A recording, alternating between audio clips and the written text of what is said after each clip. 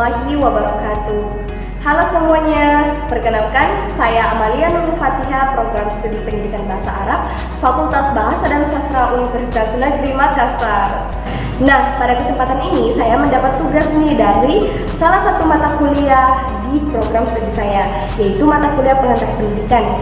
Nah, kali ini saya akan menjelaskan salah satu materi dari mata kuliah pengantar pendidikan, yaitu hakikat manusia dan pengembangannya. Nah, teman-teman sekalian, pada kesempatan kali ini saya akan menjelaskan mengenai pengembangan dimensi hakikat manusia yang terbagi dua, yaitu pengembangan utuh dan pengembangan tidak utuh.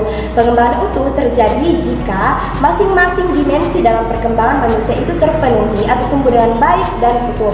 Sebaliknya, pengembangan yang tidak utuh itu terjadi jika salah satu atau lebih dalam perkembangan atau pengembangan manusia itu tidak terpenuhi atau terabaikan, sehingga lahirlah atau terciptalah menjadi pribadi yang kurang lengkap, pincang, atau tidak mantap. Mari kita bahas satu persatu. Yang pertama adalah pengembangan yang utuh.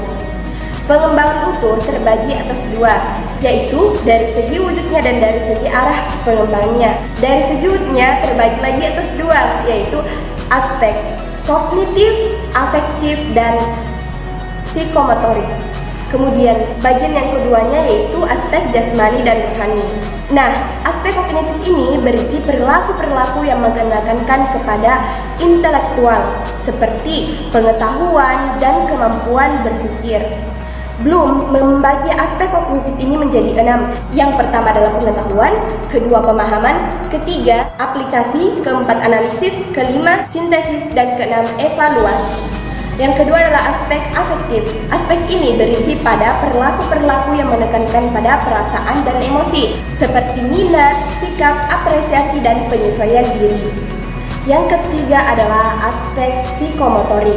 Aspek ini berisi perilaku-perilaku yang menekankan kepada keterampilan motorik, seperti menulis dengan tangan, mengetik, berenang, dan kemampuan mengoperasikan mesin. Kemudian, aspek jasmani dan rohani. Aspek jasmani, keutuhan potensi subjek manusia sebagai subjek yang berkembang. Kepribadian manusia lahir batin ialah satu kebutuhan yang utuh antara potensi-potensi hereditas dengan faktor-faktor lingkungan. Potensi manusia secara universal mencakup 7 potensi.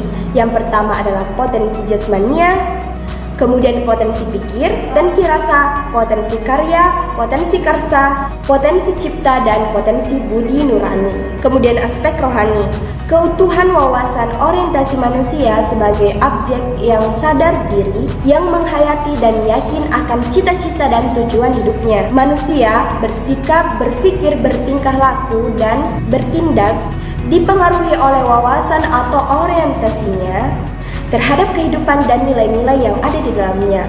Wawasan itu mencakup yang pertama wawasan dunia akhirat, yang kedua wawasan individual dan sosial secara berkeseimbangan, yang ketiga wawasan individualitas jasmania dan rohania, yang keempat wawasan masa lampau dan masa depan. Kemudian dari segi arah pengembangannya dapat arah horizontal dan arah vertikal. Arah horizontal terdapat dimensi manusia sebagai makhluk individual dan dimensi manusia sebagai makhluk sosial. Sebagai makhluk individual, manusia mengalami proses perkembangan kecakapan dalam bentuk sikap dan perilaku yang berlaku dalam masyarakatnya. Dalam dimensi sosial, manusia memiliki perilaku dalam menjalin hubungan dengan manusia lainnya. Perilaku sosial itu membangun kepribadian manusia, yaitu melalui peranan-peranan yang dilakukannya dalam masyarakat. Peranan tersebut menghasilkan kebudayaan yang sering disebut sebagai warisan sosial manusia.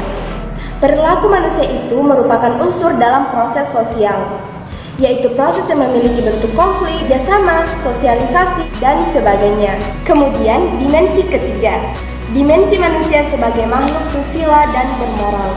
Nah, dimensi ini berhubungan erat dengan pranata sosial, di mana pranata sosial sendiri merupakan suatu sistem tata kelakuan dan hubungan yang berpusat pada aktivitas-aktivitas untuk memenuhi kompleks-kompleks kebutuhan dalam hidup masyarakat. Kemudian arah kedua yaitu arah vertikal. Nah, dalam arah vertikal ini adalah dimensi manusia sebagai makhluk yang religius. Manusia sebagai makhluk religius sering dikaitkan dengan agama dan keyakinan. Nah, keyakinan tersebut tumbuh menjadi pegangan hidup manusia. Nah, selanjutnya pengembangan yang kedua yaitu pengembangan yang tidak utuh. Pengembangan ini terjadi ketika ada unsur dalam perkembangan manusia itu sendiri yang tidak tumbuh berkembang dengan baik atau tidak diperhatikan dengan baik. Maksudnya terabaikan. Misalnya, pengembangan dimensi kesosialan didominasi oleh dimensi keindividualan. Oke teman-teman, sekian presentasi saya hari ini. Terima kasih telah menyaksikan. Wassalamualaikum warahmatullahi wabarakatuh. Semoga keselamatan untuk kita semua dan see you next time.